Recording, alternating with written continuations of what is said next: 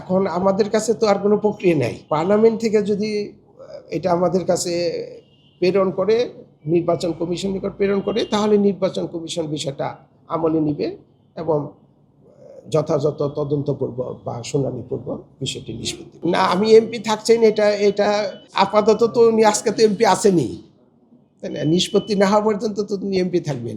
তবে উনি যদি পদত্যাগ করেন সেটা কিন্তু আমাদের কাছে আসবে না, নির্বাচন কমিশনে আসবে না। সেটা আর্টিকেল 67 অনুযায়ী পার্লামেন্টের মেম্বার থেকে পদত্যাগ করা, একটা মেম্বার থেকে পদত্যাগ করা, আর একটা হচ্ছে পার্টির থেকে পদত্যাগ করা।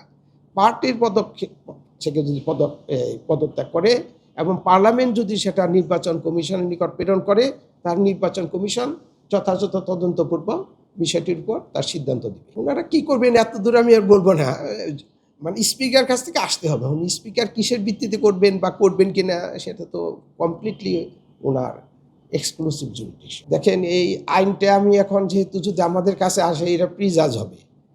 আমি আমার নিশ্চয়ই আপনার উত্তর একটা মন্তব্য আমার আছে, যেহেতু আমি লয়ের ছাত্র ছিলাম, কাজে আমার একটা মন্তব্য আছে, কিন্তু আমি এখন মন্তব্যটা প্রকাশ করা সমীচীন মনে করি, কারণ তাহলে প্রিজাজ হবে। হঠাৎ যদি আমাদের কাছে এসে যায় তাহলে আগেই আমি মন্তব্য জানিয়ে দিলাম, কাজে সেটা মন্তব্য এখন আমি মন্তব্য করতে রাজি নই। না, পার্টি থেকে বহিষ্কার করলে এমপি পদ যায় কিনা এটা খুব কন্ট্রোভার্সিয়াল বিষয়।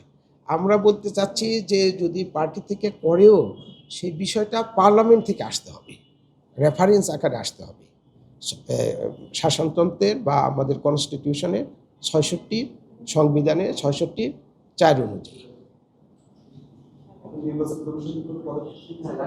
না, আমাদের কাছে তো আমাদের পদক্ষেপ চিঠি পাওয়ার পর হয়তো পদক্ষেপ, চিঠি একটা পেলে আমরা হয়তো দেখবো যে কী করার। তবে আমি স্বাভাবিকভাবে যা বুঝতেছি, নর্মালি যেটা বুঝি, যে ওনার চিঠির ভিত্তিতেই খুব একটা করণীয় আছে, নির্বাচন কমিশনের খুব একটা করণীয় আছে বলে আমার মনে করতেছে, মানে মনে করতেছে।